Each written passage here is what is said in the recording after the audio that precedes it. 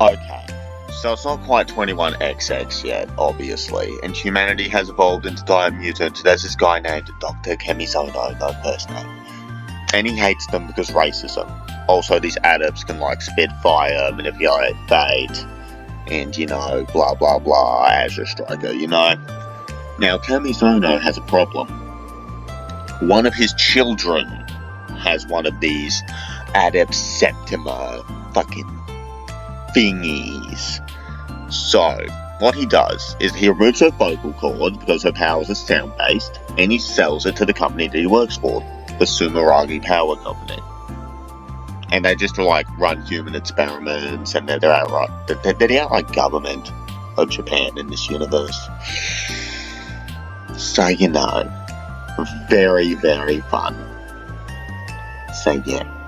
Sumeragi puts her power into a vessel that can take in the Muse, that's the name of the power, that they named Jewel. Now, back to Kemizono, he's doing his human experiments so Sumeragi can discover a new source of energy. Remember this. And they're using the first septimal ability ever, which is called the Azure Striker. And he infuses it into some, like, Brazilian kid that they stole, which he just decides to torture because he feels like it. But, not a perfect match. Then he oversurges, blows up the fucking lab, everyone dies, Kemizono's dead, and now his son thinks he was JFK and Donald Trump, you know. Just real nice. So the little oversurge man decides to leave Japan to fight Sumeragi for many years in other countries. Then he returns, saves another Azure Striker from a lab. Just keep in mind, they're able to keep some of Kemizono's research. Now, the second Azure Striker, the first Azure Striker guy saves, is our actual main protagonist, hooray. And another child, who actually wanted to get it, who was also in the same lab as second child, just kind of sits there pissed off. His name's Nova, and blah blah blah. We're only like halfway until the first game. So at some point, a little down the line, the evil power company uses Jewel's power to make Best Girl and use her to echolocate adepts and semi-influence them, right? It's like a dog whistle, pretty much. And this happens for 5 fucking years. So Gunvolt, after being saved by Asimov, yes, Vault Boy 1 is Asimov, Vault Boy 2 is Gunvolt. So yeah, Asimov comes back, he breaks into the country. Yeah, he has to break some of his guys into the country, right? Because Gunvolt and Asimov are in Japan, but there's a barrier around Japan, so he needs to break more guys in. Because, well, let's face it, they need more guys. They're fighting the government. Now, Nova, he now leads the defense division of Sumeragi, just keep in mind that they're the government, and he has to stop these guys who call themselves Eden, who hate humans, because of what they've done to adepts, blah blah blah. But all they achieve is sneaking in their leader. And then it goes undercover, directly under Nova, joining his elite team of soldiers. Asimov also sneaks in a German and Italian, just through the border, just like, because they're useful. And shortly after, Nova adds more adepts to his direct group, meaning that there are now 7 of them. These include Daytona and Elise, who has 3 personalities and no cap, can bring people back to life and turn motherfuckers to stone. This will absolutely be important for Gunvolt 1. Speaking of Gunvolt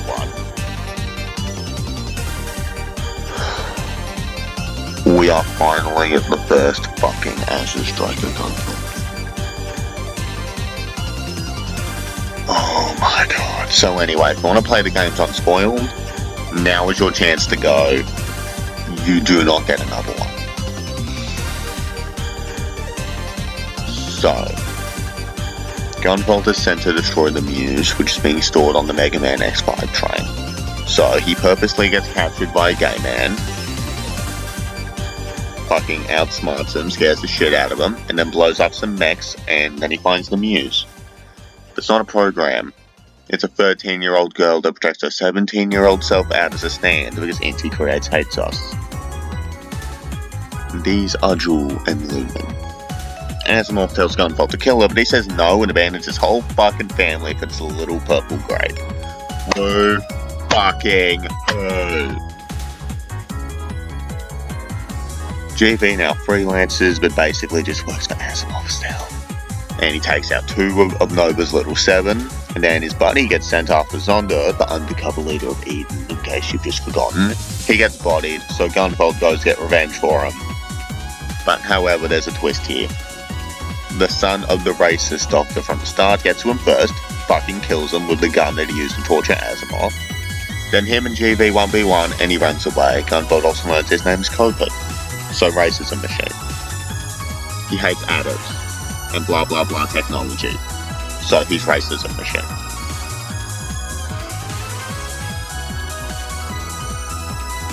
Gunvolt defeats the rest of the 7, but Elise's third personality, the crazy one, like the super crazy one, that one, brings all of them back. Merrick shows up, steals the grape, and this is just an excuse for the Mega Man boss rush. I'm sorry, that's all it is. Also, Copen's here, but he doesn't do anything. Nova fuses with Jewel, still can't beat Gunvolt because he's Suda's self-insert, leading to his death, and now Gunvolt has his grape back, and all is good in the world. So, Copen, after getting the Lux Caliber to the chest, decides he's just gonna walk off, and then he gets jumped by Asimov, gets destroyed, he gets hit with the Baltic chains at point blank range, and he's saved by someone we'll talk about when we get to Gunvolt 2. Now, Asimov has the racist, and in a fit of racism, PTSD, and the power trip of this gun he just acquired, the one he was tortured with when he was 9 years old, he decides that his power, Gunvolt's power, and Jewel's power, along with this massive fucking Mega Man X fucking space elevator thing, I have no idea, is enough to wipe out all humans. And he's just like, dude, Gunvolt, my son, let's do genocide. And Gunvolt looks at him and says, nah, I won't. So in a fit of, all that shit that's going through his brain there, the PTSD that's probably going through there, he just shoots Gunvolt and Jewel and just walks off, thinking to himself about, how did Copen and his dad make this? Honestly, what metal is this made out of? Oh my god. Which leads to, of course, the Zelda timeline split fucking thing. Oh my god. And they never explain how this works. So, here we go, timeline A. So, by rights, the timeline order should be reversed. But we're going to keep the main one as timeline A, because, it's the main games. So, Gunvolt wakes up after getting shot in the fucking chest, and does the Mega Man X4, then he hunts down Sephiroth and kills him, fucks off into the sunset with a girlfriend in his head, and falls into depression. Until saving a girl from some drugged up ATEMS, and then moving in with her, while Copen finds his gun soaked in Asimov's blood, which he uses to upgrade his gear in Gunvolt 2. Speaking of Gunvolt 2, so in this game, the lads have to deal with Eden. Both Gunvolt and Copen have to deal with Eden. Their plan is to basically steal the Muse, and then just have her just fuck everything. Oh my god, Zonda's so fucking weird. As you're going to find out in about 10 seconds.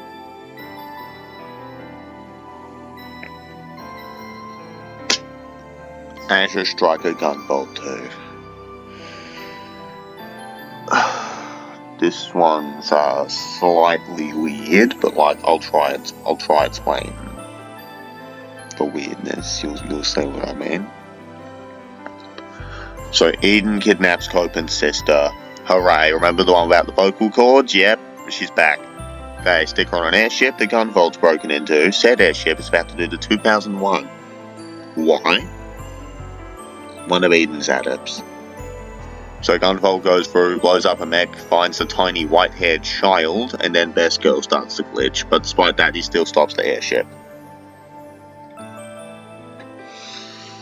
So Gunvolt lands, after preventing 912, kinda casually. Well, it wasn't casual, it was really stressful.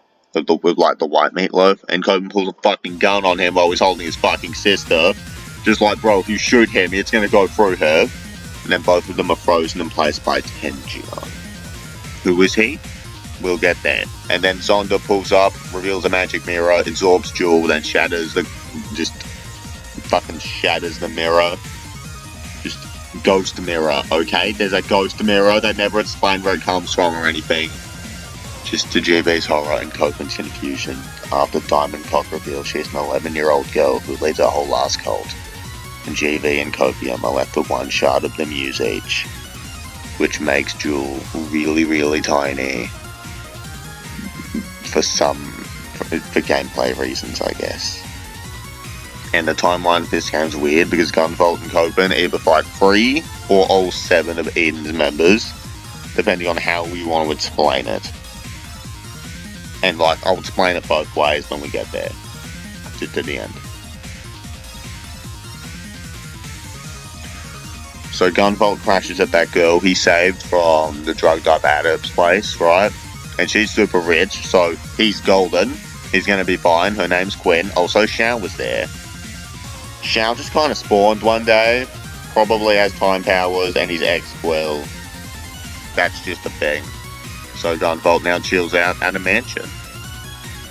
Speaking of mansions, Copen goes back to his mansion, because of course he has a fucking mansion, obviously, with his super sick mute sister, Mistral. His maid, who's absolutely the chick from Galgun, there's no way she isn't. And his flying toaster Lola. And just whole ass mansion he lives in, but anyway. Copen places his muse shot into Lola, and now she has the muse powers, and makes Little Miss D not as sticky, and as mentioned, Gunvolt and Copen both go through, take out all the members of Eden, like Rapunzel, and Little Red Riding Hood, all those guys. So woo. Which takes us to the end of Act 2 of this little race war. Tenjion stage, which is where the timeline complications kind of start to show up. And I'm going to try my best to explain all the ways this can go. Gunvolt and Copen both go to the same place. They fight each other. And then the loser runs away. And whoever wins is the one that ends up fighting Tenjion, right? This is our first timeline complication. We're going to say it's Gunvolt's campaign for the rest of Gunvolt 2. But I might mention some stuff from Copen's. I don't know, you can fit them together if you stretch a couple things. So after his defeat, Gunvolt is told by Tenjion about how humans mistreated him. He had poisoned food and it was abandoned by his parents. And they have an argument about humanity and things you don't understand, and then he dies. So after this, Xiao finds out Eden's on a mega rise, and Eden kidnaps Meatloaf, meaning that Gunvolt and Copen gotta go to somewhere in the middle of Central Asia that still has slavery for some reason, where they gotta fight. All of Eden, yes, all of it, this whole massive cult, and they all fight the bosses that the other one did, like Copen fights Gunvolt's bosses, for example. And then, whichever one reaches Zonda, we're gonna say Gunvolt, they learn something about the muse. And when Copen gets on his campaign, he learns the truth about his sister. The muse is Mistral Septima. Who could have guessed? And Zonda is going to use her, her body, and data from the 7 that were obviously using the muse shards to make all adepts rise up against their own will and kill all humans. So yeah, that's kind of an issue. So Gunvolt stops her despite the fact she's just Illuminate from X8. And then Copen walks in thinking he's killed Mistral because he's racist in every timeline. And then they fight. Gunvolt fucking murders him, finally. Then Mistral revives him, and Copen still gets bodied because I don't know, man. Gunvolt's suitor's self-insert or some crap, I don't know. So, Mistral stops their fight now with vocal cords and purple hair, usually sold separately. And then, due to the merger, obtains amnesia mid-sentence, leading to our ending for Gunvolt 2. Gunvolt and Quinn run into Mistral and the maid girl at the grocery store. where the small purple creature believes she's seen them before. Gunvolt, with the last ember of desperation he has, asks her for her name, and she replies Mistral Kemisono. And GV says he doesn't know her with a heavy heart, and lets her be happy without needing to deal with his main character shit. Also, just like, quick side note, in two of Gunvolt's stages he absorbs these things called AB Spirits, which give him new skills. Also, these are embers of Azimuth, which just isn't important for some reason. And that's really confusing. So yeah. Oh yeah, Copen just like abandons his family and we never see him ever again. Deadass. He just wanders off. Just like really angry and really conflicted. Because, you know, his sister's one of those damn adepts. And that is seriously the last we ever see of Copen. In this timeline at least. And we're gonna get to that at the end. Trust me, we will.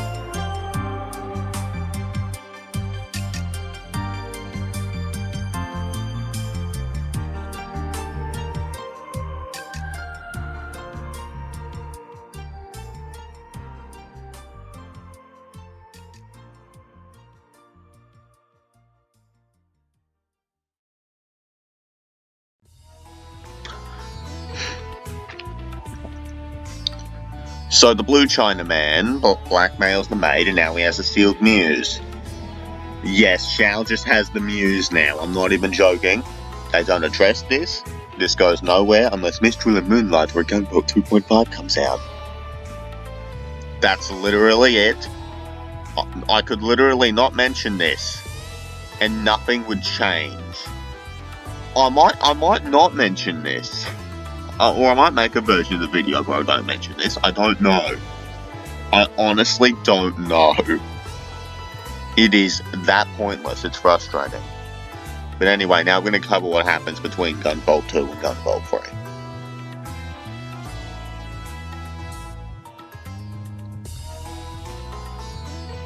So after many battles and having the Muse and AB spirits altering his body and soul, Gunvolt evolves to a new uncontrollable level of power. This caused him to lose control and hurt Quinn, where he then decides to let Sumeragi seal him away so they can find a way, well, so he can control himself basically. Because he's spewing lightning everywhere uncontrollably, which leads him starting Gunvolt Electric with said lightning. So it's fucking battery now. This is also the last time Gunvolt is the main protagonist. Yes, really, we'll see him again in Gunvolt 3, but we need to talk about the origins of another character, whose last name is a Mega Man 03 reference. You can really tell they were showing restraint with this one. Oh boy. Zed Omega is a prince from the Middle East who has a septima that's akin to nuclear fission. I'm not making this up.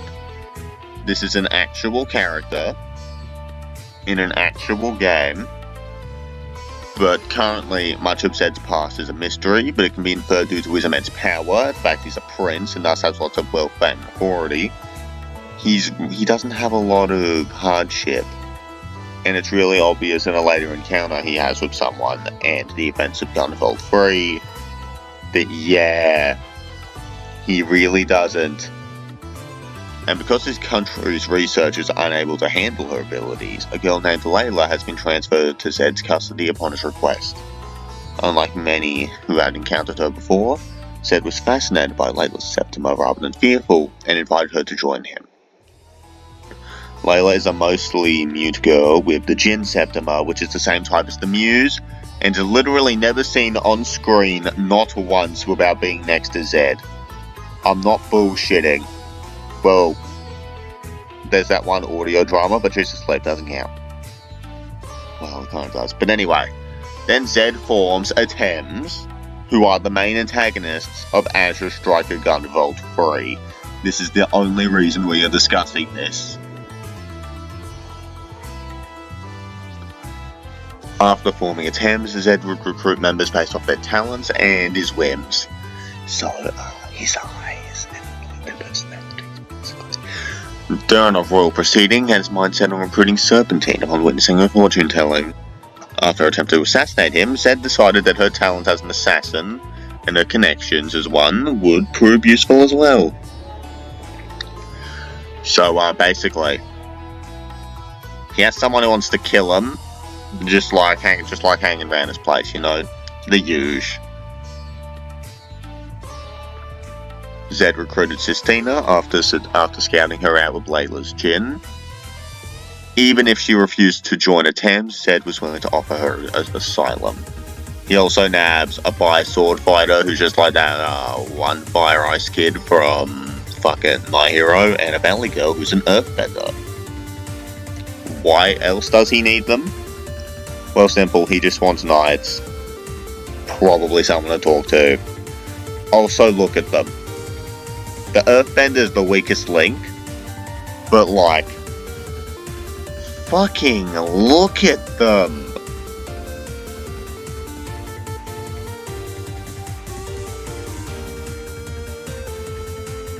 So yeah, Zed also wants to break into Japan to obtain something he believes that in his hands he can change the entire world. Which leaves us into Azure Striker Gunvolt 3. Oh god.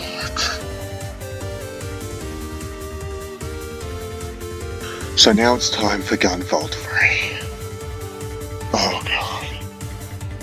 So it turns out Sumeragi at some point, or potentially always, has a sister organization called Shadow Yakumo, which specializes in supernatural powers below Septima, and they make all the glaives and stuff.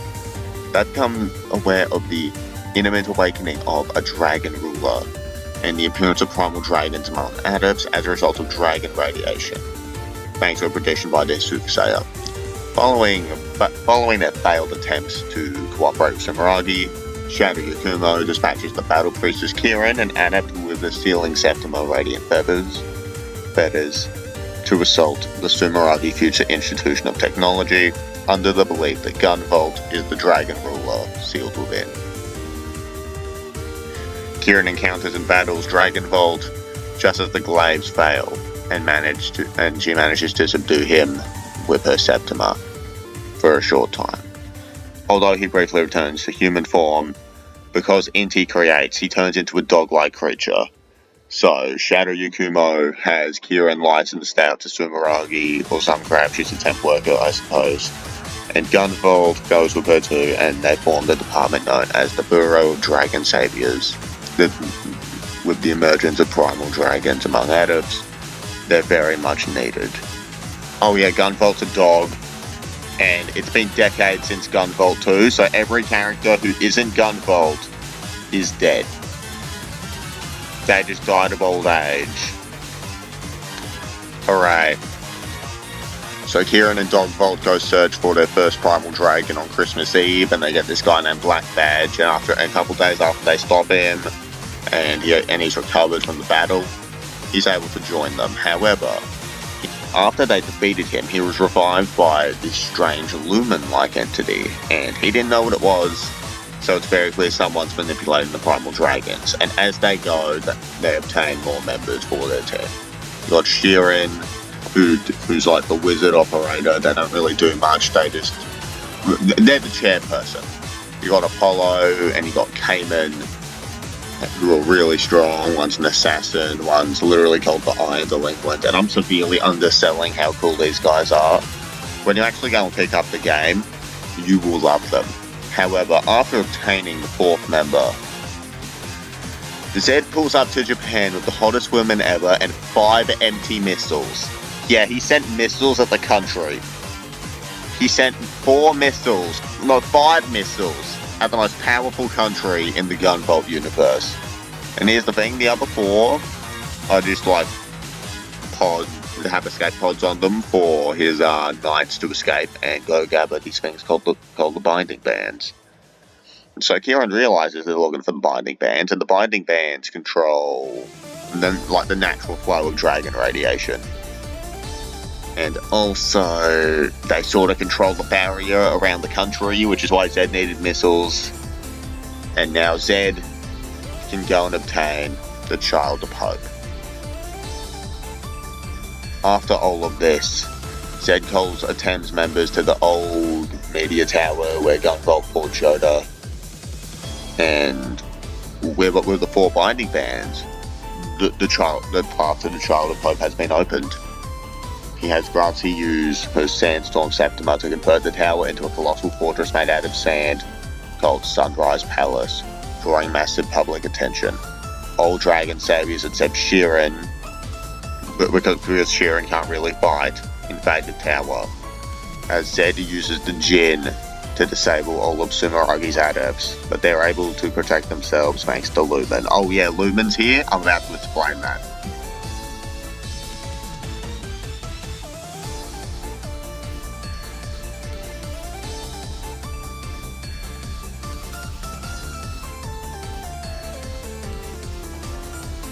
Hey, so quick intermission, I've got some really important shit for Gunvolt 3, and I've no clue how I forgot this. But anyway, so there's these things called image pulses, which are basically Gunvolt's memories given form by combining Kieran's talismans and Gunvolt's Septima, right? And it's a central game mechanic, and they manifest memories, and they even manage to bring back Lumen, but it matters that little to the story that I forgot to mention it. Also, dragon radiation. It's a form of radiation that turns adepts into primal dragons. The reason it's such a big issue is because when Gunvolt first transformed into it, he emitted some of it, and then they had him in the basement for fucking decades, just powering the entire country. And keep in mind, Gunvolt Electric is so successful that they stop using fossil fuels, meaning that this shit is everywhere, and it's laced with dragon radiation, so now there's primal dragons everywhere. How the fuck did I not mention this? Because I'm up to the final boss bit as I record this, so I don't even know where I'm going to put this. Yeah. But anyway, okay, we're technically at the final stretch here. The Dragon Saviors fight their way up the tower, having rematched with the Knight, but there's an issue, which is Serpentine, who's capable of creating illusions, right?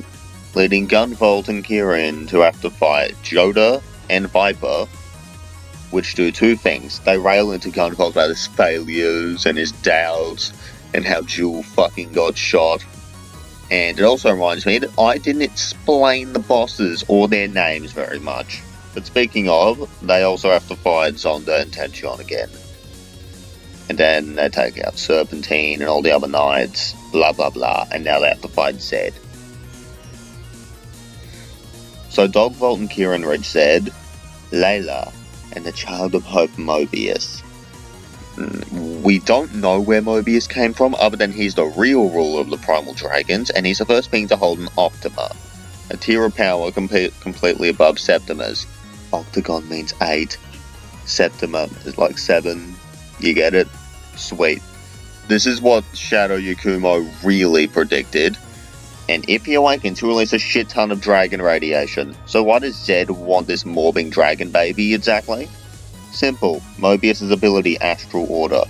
Astral Order allows Mini-Morb to see infinite amounts of futures and choose one to his liking by controlling the collection of futures, and directly warping the current world to be like the one he desires. In other words, multiversal precognition and fate manipulation, and Zed believes by using Layla, he can control and save the future. He basically just wants to control the future using Mobius. That's his plan. Now, Dogvolt doesn't fuck with this, so they fight. Zed gets utterly shredded to a comical degree. It's not even funny. Like, really, that's nuclear power. Are you fucking kidding me? But anyway, this causes Mobius to wake up, and then Gunvolt's flashed with visions of him destroying the world. And Gunvolt speculates that that's Mobius' plan for him, so in order to stop that and the whole, radiation outburst thing, Gunvolt and Kieran begin their final battle with Morbius.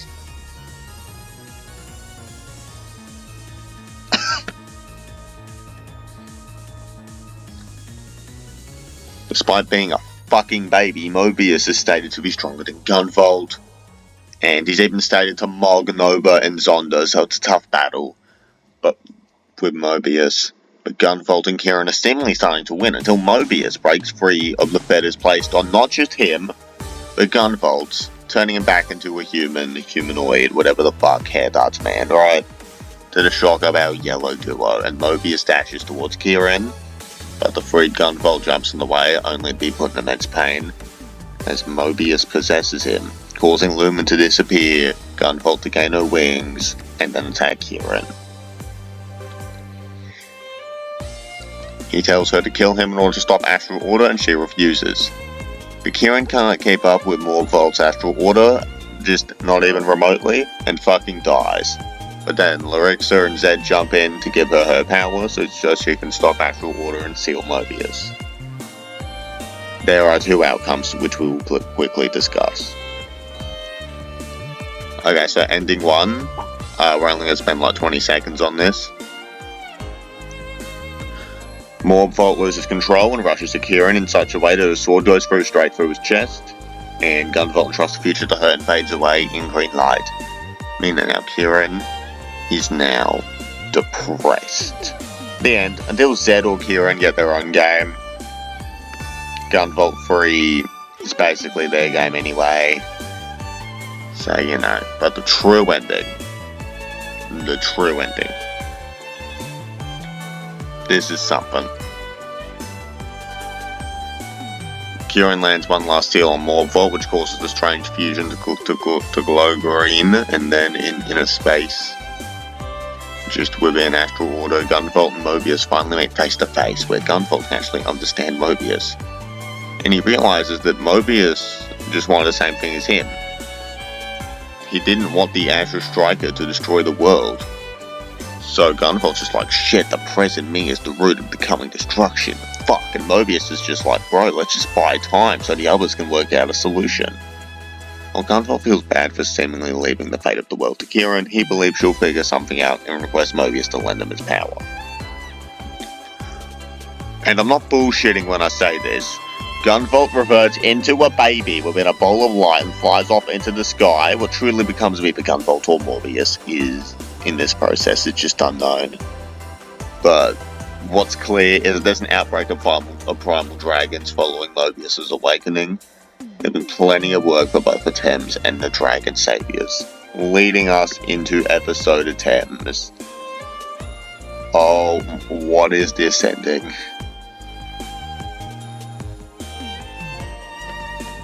Remember the AB spirits that Asimov left behind when he died?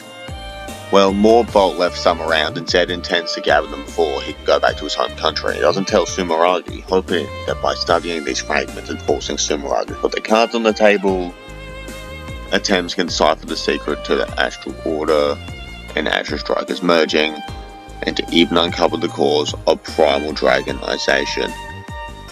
Due to this being the first and firstborn primal dragon making up its power, this naturally makes sense. So Zed departs to go gather Azure Spirits, which would be where the Azure Striker used lots of his power, right? So Zed and the Serpentine are out just talking about their whole assassin situation, you know? And just while gathering Azure Spirits, while ignoring BB. And listen, if you haven't played these games, or haven't played them recently, I assure you it makes more sense when you actually play them. So, Zed beats the shit out of BB, gives him lots of burns, he goes back to the Dragon Saviors, cries, and now they know that Zed's doing some shit. They don't know what shit he's doing, because he doesn't fucking explain it. But, yeah, and he takes out the other three. He also mistakes Sheeran for a female to Sistina's horror. Meaning that, Zed is one of those looks female enough type people, man. He's one of them. But after all this, Kieran tracks them down, and Zed's just like, okay, so here's my plan, pretty please. So he, Kieran, and Layla leave for the Future Institution of Technology because Zed's kinda on thin ice, he can't get the rest of the hoes in, so he's gonna take Layla. because she's the precious. And there's a shit ton of spirits in here, because Gunvolt was in here for like 300 years or some crap. And that formed a massive image pulse of Gunvolt's primal dragon form. Zed beats him up, forcing the spirit to disperse. But something no one could have predicted occurred. Likely due to Gunvolt's previous fusion with the Muse, the spirits surround the corrupt Layla, meaning that Zed has to fight Lyrixa to his horror, while Layla just kind of floats there, ominously. with her flappy sleeves just going everywhere in the wind. So after Layla's defeat, all the spirits scatter other than one, likely to be treated like the Muse shards in Gunvolt 4. The one that remains, Layla gives to Kieran, so she can use the Arcchain in the next game, before ATEMS leaves for their country, for real this time. Oh yeah, another thing, this may as well not even be canon, but apparently, Lyrixa goes to another universe to search for Lumen, in an audio drama meant to promote the Ribbon game that isn't canon. But she still does it.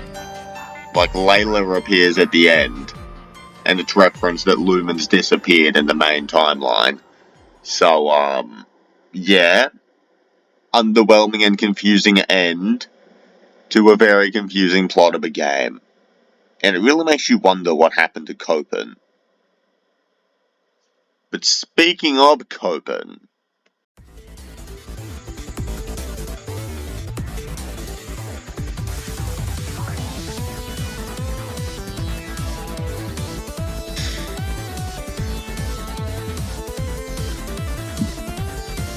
Gunvolt is like, nah, I won't, so I'm gonna fit over what I just said.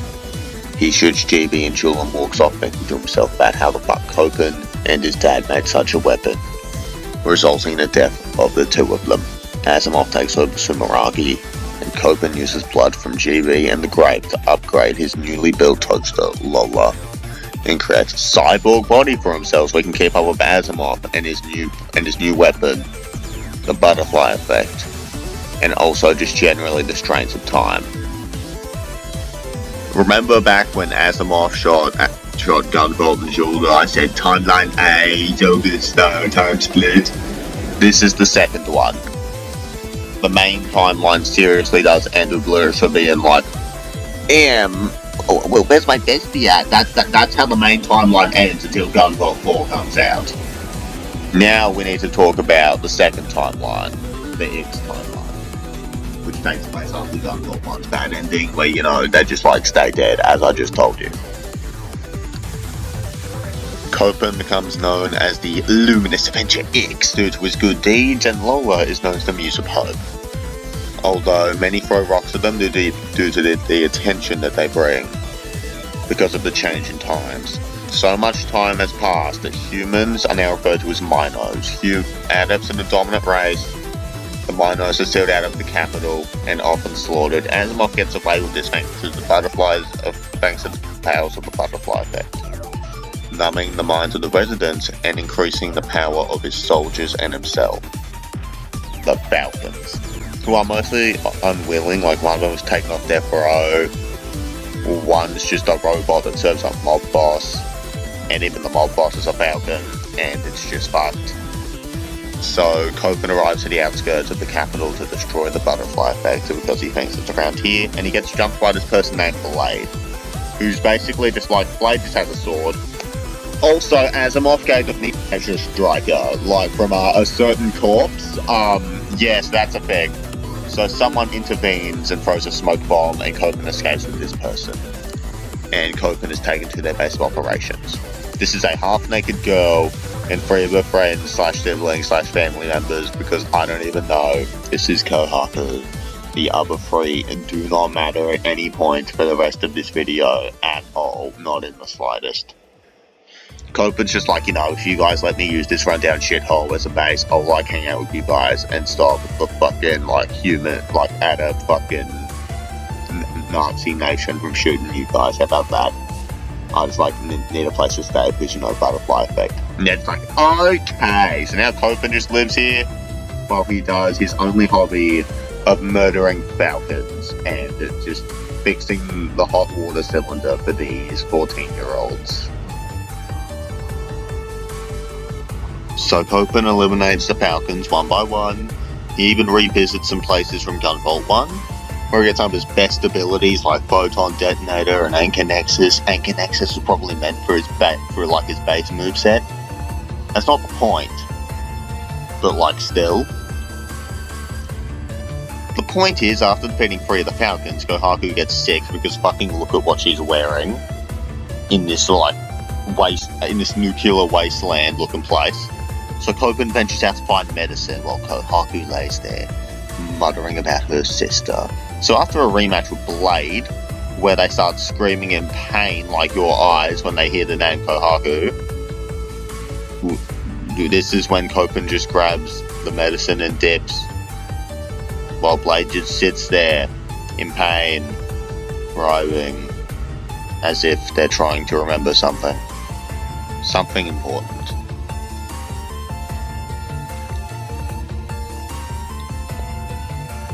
After this, Kohaku gets better, and Copen asks her about her sister that she was just kind of muttering about, having nightmares about, but all he learns is that she was kidnapped by Sumeragi, and Copen just leaves it alone, because that shit is fucking dramatic. But anyway, now it's time to fight the second half of the Falcon, killing the robot butler of the mob boss, which I only mentioned because we're going to come back to the mob boss in just a second.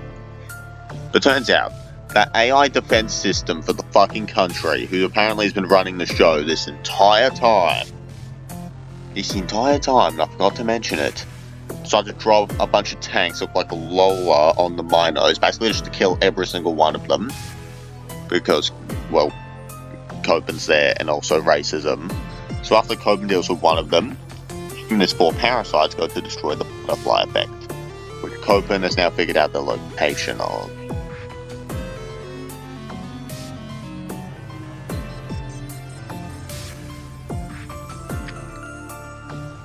Copen tells the kids to stay outside while he ventures into the heart of Sumeragi, which is under the mob boss's stage. Hence why she was mentioned a little earlier as a rematch with Blade, which pushes both of them to the limit, but Copen wins, obviously. It turns out that Blade is Kohaku's sister, and was mind controlled by the defense AI that, oddly enough, controls the butterfly effect.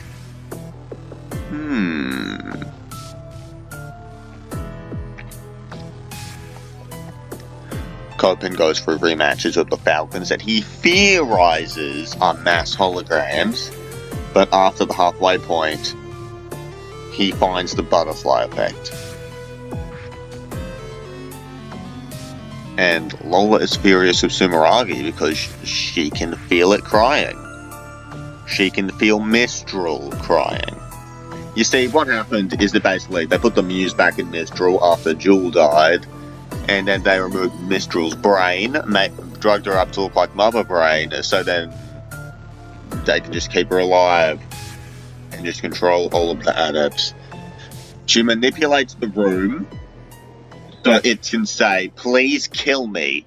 So then Copen has to fight Brain, the enormous fucking brain, and it sends just illusions of Lumen at him and everything.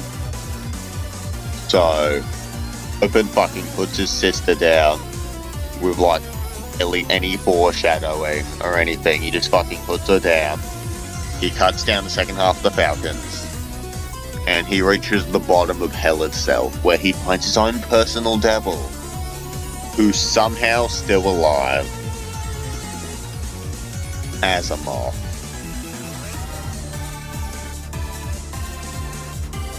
Asimov rambles about how he used the butterfly effect and Blade to replace Jewel and Gunvolt, and how he did all this fucking crap, and then he powers up for his final battle with Luminous Avenger.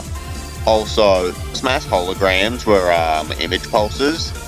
Yeah, Kieran's brain's just down here, which wasn't confirmed in-game or anything. They just like dropped that card seal, and if you want to know what that is, just look it up. But anyway, speaking of said holograms, the base form Asimov Copen just fought was one of these holograms. But then 3 massive jars containing electricity and power only 4 characters in this series ever surpass begin to oversurge. Then it forms a face. And it sparks everywhere. And it says the line, "Oversurge Azure Striker. My blue lightning shall bring purity and cleanse this world of old relics from the old age." And then he fucking shoots Copen in the eye with a bolt of lightning, revealing that Copen is a cyborg and Asimov is kind of brain damaged, because you didn't notice. Him and Copen have been fucking around like this for 100 years. Yes, Gunvolt 1 was over 100 years ago. So guess what? Are you ready for round 2? Copen and Asimov keep fighting, but it's clear they're both at their limits. So Asimov, with his remaining power, strikes Copen down with a crash bolt, and Lola tries to use Anthem. But it doesn't work. But then Asimov gets her too. I guess he just enters sleep mode to recover. He's fused with a laptop, and he's 124-ish years old. So I'm surprised he lasted this long. But anyway, Lola, with the last of her power, just kind of sings and hopes someone can come down here and help Copen. And Kohaku hears the call, runs all the way down. If you played the game, you're going to realise how much of an absurd distance she has to go. And then she gets jumped by 4 Asimov holograms, which will make you think why he didn't just send like 12 of Copen. But don't worry about it. The yellow girl reaches fried white boy. And she promises to somehow fix his eye that Asimov fucked up. And then she just picks up Copen's gun and shoots Asimov, and they live happily ever after. Yes, really, that's the main game's ending. If you do the boss rush, you can rematch Asimov. So Copen potentially has a rematch with old Asimov, who, oh yeah, he's called the Merzel in this game. I just didn't feel like calling him that. It feels more personal to call him Asimov. But speaking of Asimov, he probably just winged it with Septimal Surge, and he still somehow got fucking clapped. Like his shades of blue switch places, and he still got fucked up. Like, how do you go? Like, you had the 2 best shades of blue, man. That's shit. But anyway, now we're at the last game we're going to be talking about for this entire fucking video. Let's go. Okay, let's do it. X2 was released just before Gunvolt 3, and is the last game in this long-ass video. In truth, it's been hard to write a script because I can't spell, and I typically don't need scripts, so it's not really something I'm good at. And I've been recording this in chunks on the weekends, meaning that it's taken me nearly 2 months. It is, in fact, September 28th for this chunk. And it's probably going to take even longer than that because of editing and the last bit of X2. But a lot of it's laziness, me losing my flow, my spark, also just changes in my life. I'm going through a dramatic change, I'm struggling with masculinity, I have a relationship now, blah blah blah. And it's slowed down the production of this video. And all my other videos. Because in this time, Power World's gotten sued, Sonic Central happened, JJK ended today, or it's going to end officially real soon. And just all that stuff I'm probably forgetting. So, now we're getting into the space between Luminous Avenger X1 and X2. And frankly, there's not a lot between the 2 games. So, yeah. Well, actually, new stuff from Carden Seals came out as I've made this video, which I can't, but okay. Pre-X2, okay, just let me focus. This part is a little iffy. We don't know if it's canon, but I'm going to cover it anyway.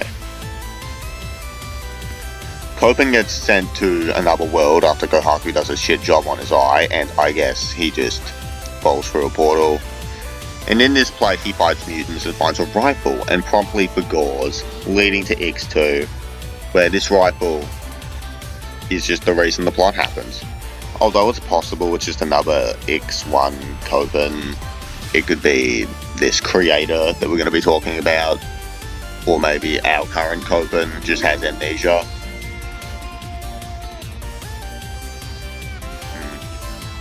Leading to Luminous Avenger X2. Gunvolt X2 starts with Copen fucking around with the blaster rifle, which he believes just appeared in his hand one day while him and Kohaku were somehow drinking coffee. Then a portal opens. You know, just like the ones a blaster rifle can open. So after we gloss over the fact that this cyborg can drink coffee, Copen lands on stereotypical sci-fi desert planet 1169, where a maid-like robot asks if he's human.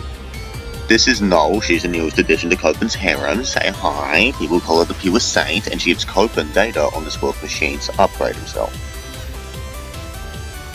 Okay, in gameplay terms, it's a massive downgrade, but canonically he's way stronger, and this new side body, you could call it, is his break shift mode. There's assigned these things called the Workers, who are robots left here by the creator, who shock horror created the Workers to assist humans. This has nothing to do with previous games, unless you want to speculate on why the world is just complete desert.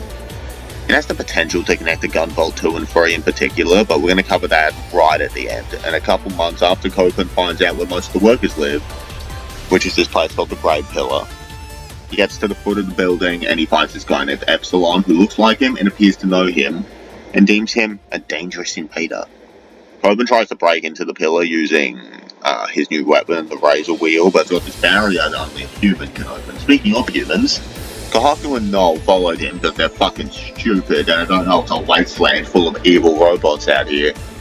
Then the pillar opens because Kohaku is a human and Copen isn't one. Anymore.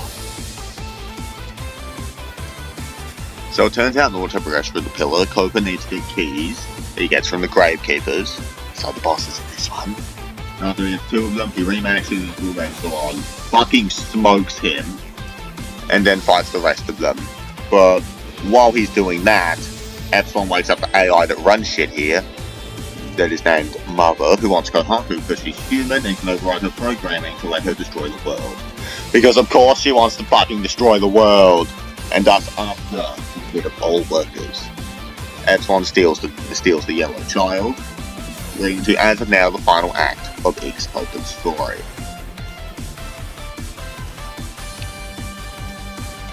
Copen reaches the teleporter that can be used to reach Mother, but Epsilon has already sent Kohaku through.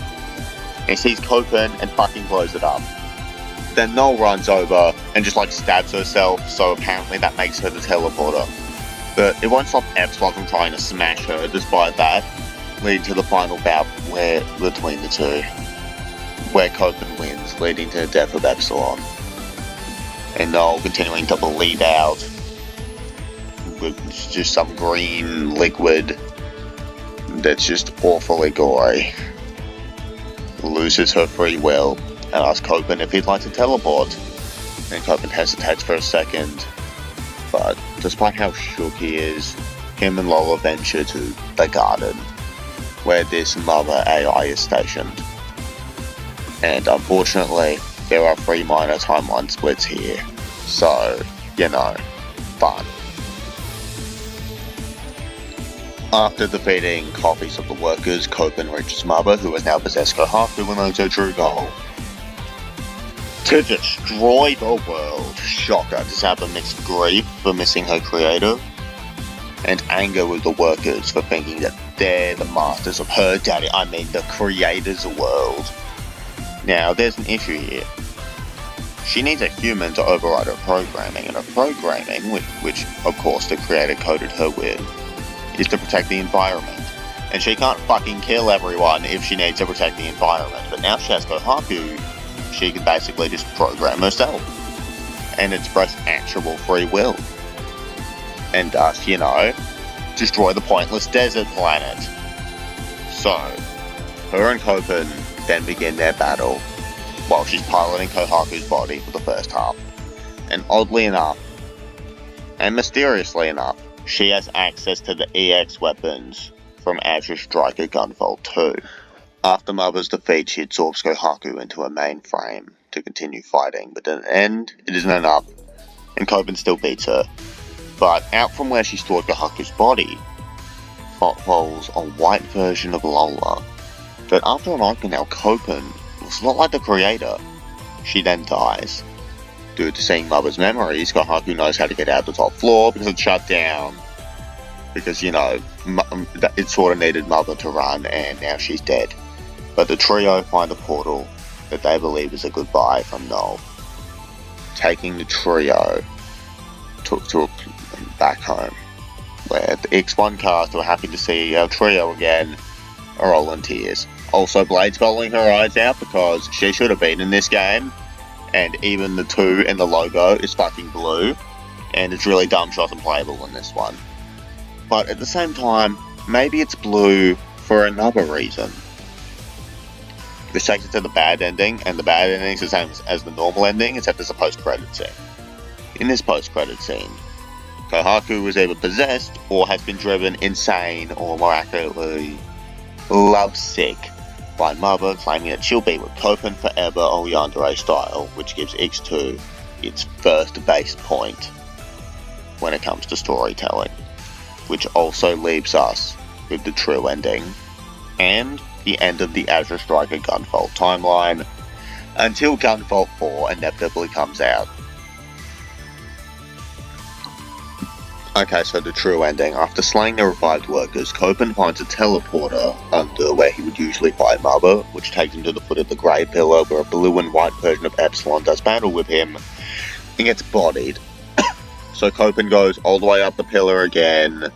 He reaches the teleporter that Null used with, kills Blue Epsilon, who apparently is a ghost, and he tells him to save Mother before becoming a fucking cyber elf, and then he revives Null, I suppose. After this, Copen defeats Mother as normal, but Null was alive, and the souls of the Creator and Mother are reunited. Now here's the thing, when a Creator died and became a fucking cyber elf, he decided, you know what, let's just make the Razor Wheel a fucking portal gun.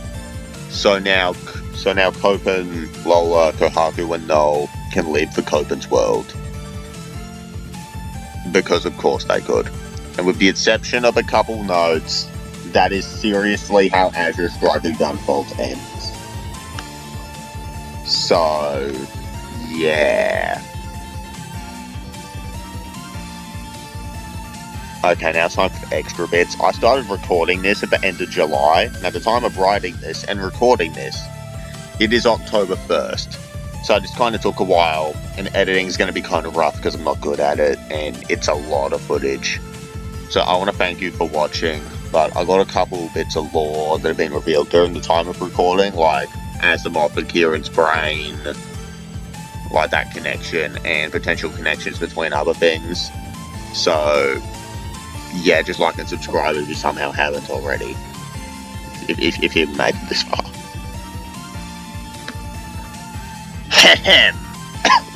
Extra note. So apparently Zonda, after fusing with the Muse, is apparently an Optima. And they decided to reveal this in Card and Seal for basically no reason. But it doesn't change the fact that she can't do shit to old Mobius.